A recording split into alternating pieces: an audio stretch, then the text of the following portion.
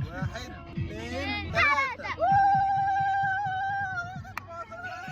يوميات الواد بتاع المانيا ابيزودا ومزيد. والنهارده تاني يوم ليا من اجازتي في مصر، اليوم اللي هنرجع فيه البلد اللي اتربيت فيها وعشت جزء كبير من حياتي. وفي اخر الفلوج هسيب لكم تخمنوا اسم المحافظه في الكومنتات. يا ابني ايه ترانانا.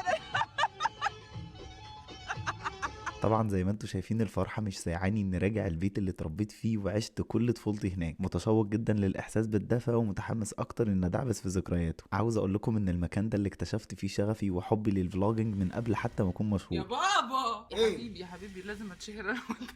اوبا شيك الله شيك سبشن بيدو. لا ومشمر. لازم انزلي البيجامه دي تحت. ده لو دي ماما جايبها لي الصيف اللي فات. المكان ده اللي عرفت فيه انا مين وعايز اعمل ايه في حياتي بالظبط. في المكان ده اتعلمت عادات وتقاليد وقيم هي اللي عايش بيها لحد النهارده. ومهما اسافر واشوف بلاد جديده عمري ما بنسى اني من جذور فلاحي اصيله. المكان ده اللي فيه صحاب عمري واللمه الحلوه اللي مستعد ادفع كتير قوي عشان بس ارجع ولو يوم واحد من معانا النهارده استضافه استاذ بسيوني يا جماعه. يا رب دايما في الفرح يا بسيوني يا جدعان.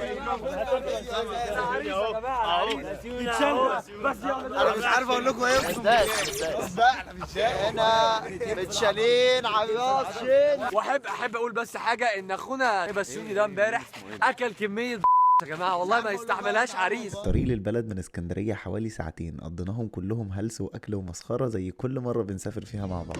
اخراج بقى اخراج.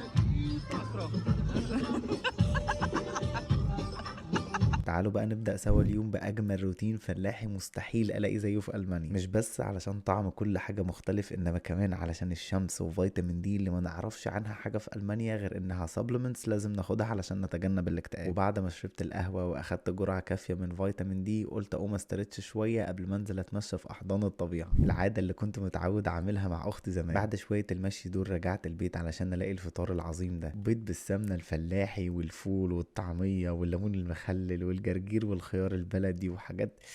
انا جعت تاني. المهم بعد الفطار على طول بدأت طقوس يوم الجمعة واللي كلها روحانيات، واللي اكيد هتقضيه كله وانت سامع اذاعة القرآن الكريم في الباك جراوند وعلى مدار اليوم. نداء الظهر من يوم الجمعة. تاني ركن من اركان يوم الجمعة وهي فقرة النظافة، واللي بيكون فيها كل واحد فينا عارف دوره كويس جدا. يعني في اللي بيكنس واللي بيمسح واللي بينفض واللي بيحرك كل حاجة من مكانها واللي بيغسل السجاد والملايات والبطاطين واللي ماشي يعطر البيت بالبخور وغيرها من الانشطة اللي بتجيب انزلاق غضروفي. بس احسن حاجة بحبها في اليوم هي الدوشة، كله بيتكلم في نفس الوقت وكل صوته عالي. ودي من الحاجات اللي كنت مفتقدها في المانيا، خصوصا صوت امي وهي قاعدة بتدينا انستراكشن علشان عارفة ان احنا هنكروتها ومستحيل نرضي الاو سي دي اللي عندها. بتصور امك وهي وحشه؟ لا